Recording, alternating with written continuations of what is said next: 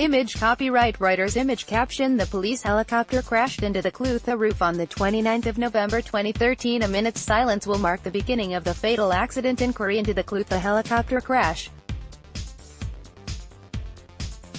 Personal statements about some of the victims will then be read aloud when the inquiry begins on Monday. 10 people died and 31 others were injured when the Police Scotland helicopter crashed into the Glasgow bar on November 29, 2013. Senior counsel Sean Smith said that the statements would be moving and fitting tributes to the victims. Mr. Smith added, providing a statement encapsulating in a few sentences someone that they loved is a difficult matter. Some family members may wish to keep such matters personal. Where representatives have provided statements, the Crown is confident this will provide a moving and fitting tribute to the deceased. Image caption: families have waited over 5 years for an FAI to be held. Sheriff Principal Craig Turnbull, who will oversee proceedings, confirmed a minute's silence will be held at the start of the inquiry in memory of those who died.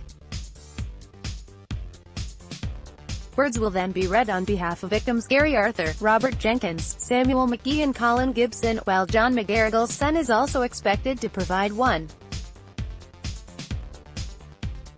There will be no personal statements on behalf of pilot David Trail and crew Tony Collins and Kirsty Nellis. Relatives of Joe Cusker have not indicated whether they wish to provide one.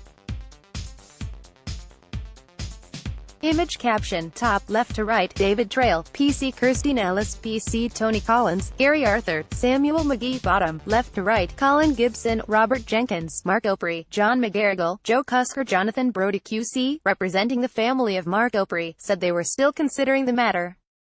He said they were unlikely to have a statement ready by Monday when the inquiry starts, but that one might become available later. He continued, both Mr. Opry and his wife have found this very difficult. The parents have so far just not found it something that they are able to do. I think it's something that they would wish to do. Clutha timeline: the 29th of November 2013, police helicopter crashes on Clutha bar in Glasgow, killing 10 people. 9 December 2013, AAIB preliminary report finds there was 95 liters of fuel on board the aircraft. 14 February 2014, AAIB special report finds both engines flamed out.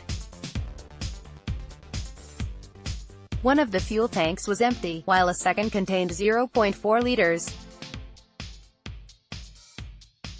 A third contained 75 liters, but transfer pumps to take this fuel to the other two engine tanks were switched off. 23 October 2015, AAIB final report finds main cause of accident to be mismanagement of the fuel system by the pilot. 24 November 2017, fatal accident inquiry announced.